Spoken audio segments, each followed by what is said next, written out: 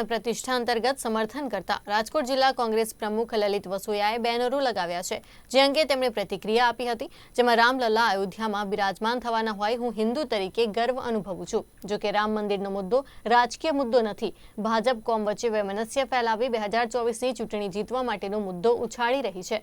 Supreme કોર્ટના હુકમના આધાર ઉપર રામ જન્મભૂમિ શિલાન્યાસ સમિતિ દ્વારા આ મંદિરનું નિર્માણ થયું છે। કોંગ્રેસ પાર્ટી ક્યારેય ધર્મના નામે રાજનીતિ કરવામાં નથી માનતી।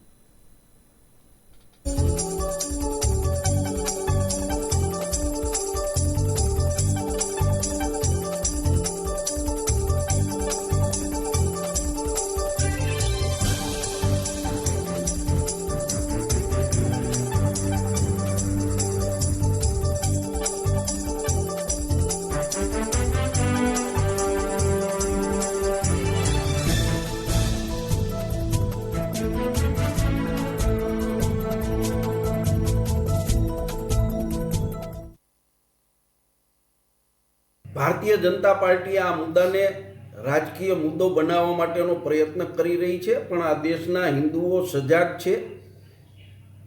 એ સરકારનું સમર્થન નથી। એક હિન્દુ તરીકે મેં મારી ભાવના વ્યક્ત કરી છે અને સ્પષ્ટતા કરું કે કોંગ્રેસ પાર્ટી ભૂતકાળમાં પણ ક્યારેય રામ મંદિરના નિર્માણના વિરોધમાં નહોતી અને આજે પણ નથી। કોંગ્રેસ પાર્ટીના વડાઓ આ કાર્ય રામ જન્મભૂમિ ઉપર જે પ્રાણ પ્રતિષ્ઠા મહોત્સવ છે કાર્યક્રમની અંદર કોંગ્રેસના દિગ્ગજ નેતાઓ જેમને આમંત્રણ મળ્યા છે એ પણ હાજરી આપવાના છે।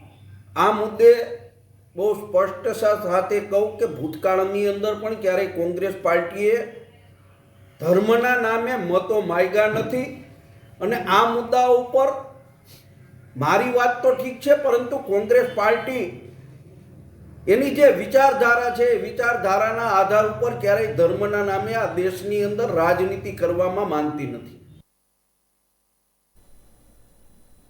રાજકોટમાં રાષ્ટ્રીય સ્વયં